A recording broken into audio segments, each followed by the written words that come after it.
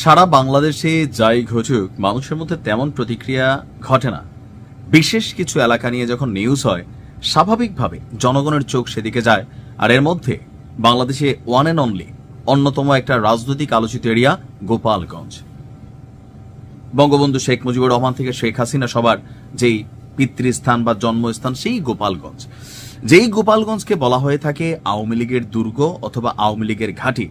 সেখানে গতকালকে এমন এক ঘটনা ঘটেছে যে এই ঘটনা আসলে কি আওয়ামী লীগের প্ল্যান বি, নাকি আসলে শেখ হাসিনাকে দেওয়া চমক অথবা ওনার জন্য শখ। কারণ কি, বাংলাদেশে একটা রাজনৈতিক কালচার আছে। আপনি জাস্ট 5ই আগস্টের আগে সারা বাংলাদেশের রাজনৈতিক প্রেক্ষাপট যদি একটু চোখ বুঝে কল্পনা করেন, দেখবেন যে সব জায়গায় শুধু আওয়ামী লীগ আর আওয়ামী লীগ, বিএনপি জামাত ওইরকম ভাবে আপনার চোখে পড়তো না, সবাই আওয়ামী লীগ হয়ে গেছিল। এটা একটা কারণ ছিল, সবাই মনে করতো 2041-এর আগে শেখ হাসিনার মৃত্যু ছাড়া আওয়ামী লীগের পতন হবে না, যার কারণে অকারণে ব্যবসা বাণিজ্য রক্ষায় অথবা ওই যে রাজনৈতিক মামলা হামলা এগুলা থেকে বাঁচার জন্য অনেকেই আওয়ামী লীগের ছায়াতলে এসে ঢুকে গিয়েছিল, কিন্তু অন্তরে ছিল অন্যান্য দলের ভালোবাসা। আজকে জনাব তারেক রহমান দেশে আসার পরে social media, main stream media বা চায়ের স্টল থেকে শুরু করে সব জায়গায় যে আলাপ আলোচনা অথবা ওনার পিছনে যে রাষ্ট্রীয় নিরাপত্তা সিস্টেম অথবা মানে সবকিছু মিলিয়ে একটা হাইপ ভাইব, শুধু বাংলাদেশের মানুষ না, আন্তর্জাতিক গণমাধ্যম রয়টার্স থেকে শুরু করে বিবিসি, প্রত্যেকটা দেশেই এটা নিউজ হয়ে গেছে যে আগামী দিনের প্রধানমন্ত্রী হচ্ছে জনাব তারেক রহমান।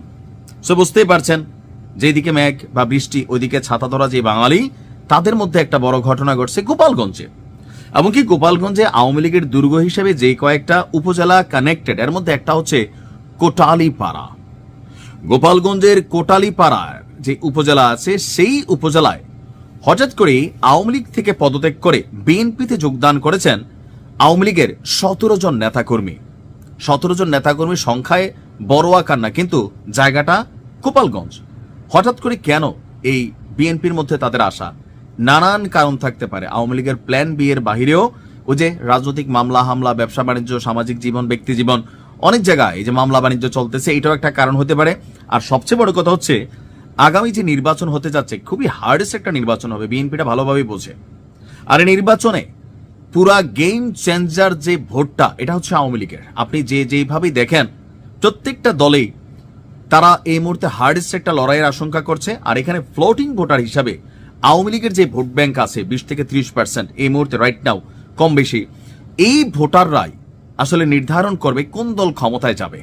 আর স্বাভাবিকভাবে এলাকা ভিত্তিক ওই আন্তর্জাতিকভাবে বা রাষ্ট্রীয়ভাবে ঢাকায় বসে রাজনৈতিক নেতারা যে যা বলেন, লোকাল পর্যায়ে অনেক এলাকার মধ্যে সৌহার্দ্যপূর্ণ সম্পর্ক আছে। এটা কিন্তু খারাপ না, এটা ভালো যে দল করছে, ঠিক আছে, আওয়ামী লীগ করছে, অন্যায় করে নাই, সন্ত্রাসী না, অপরাধী না, তারা কিন্তু অনেক এলাকায় বিএনপি তারা ডিস্টার্ব করে না, বা তার সাথে একটা ভালো পারিবারিক সামাজিক সম্পর্ক কিন্তু বজায় রেখেছে। তো সেই রকম যারা অনেকে আছেন তাদেরকে কিন্তু দলে ফেরানোর চেষ্টা করছেন, কারণ প্রত্যেকেই দীর্ঘদিন আওয়ামী লীগ ক্ষমতায় থাকার কারণে তারা একটা ইনফ্লুয়েন্স কিন্তু মাঠ পর্যায়ে করছেন। ভোটারদের মধ্যে একটা ডিমান্ড আছে তাদের, অথবা এই ফেজগুলো ভোটের মাঠে ভোটের সমীকরণ বদলাতে সহযোগিতা করবে, এটাই হচ্ছে বাস্তবতা।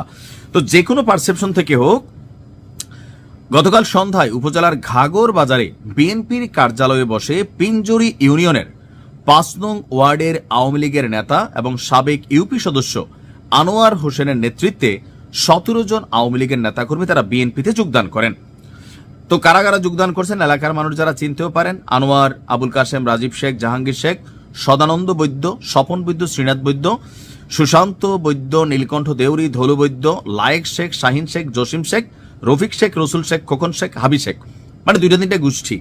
শেখ যেভাবে আছে প্রত্যেকের নামের পিছনে, আর বৈদ্য যেভাবে আছে বোঝা যাচ্ছে তারা হয়তো একটা টিম যারা বিএনপিতে জয়েন করছেন। এই সময় উপজেলা বিএনপির সাধারণ সম্পাদক সেখানে উপস্থিত ছিলেন এবং তাদেরকে উষ্ণ অভিনন্দন জানিয়েছেন। এখন এই অভিনন্দনটা আসলে কি কাজে লাগবে? ভোটের মাঠে বড় কাজে লাগবে। তবে এই ঘটনা যদি আওয়ামী লীগের প্ল্যান বি হয়ে না থাকে, তাহলে তারেক রহমানের দেশে ফেরার পরে এই যে আওয়ামী লীগের ভাঙন বা এই যে আওয়ামী লীগ থেকে বিএনপিতে যোগদানের যেই হিরিক পড়ে যাবে, সেইটা আওয়ামী লীগের জন্য প্ল্যান বি হইলে হয়তো একটা পরিকল্পনা। আর যদি কোনো প্ল্যান না থাকে, কর্মীরা এইভাবে ঢুকে যায়, তাহলে রাজনীতির মাঠে সামনের দিকে একটু কষ্টকর হবে আওয়ামী লীগ তাদের রাজনীতি করতে। দেখা যাক কি হয়। ভালো থাকুন। আসসালামু আলাইকুম।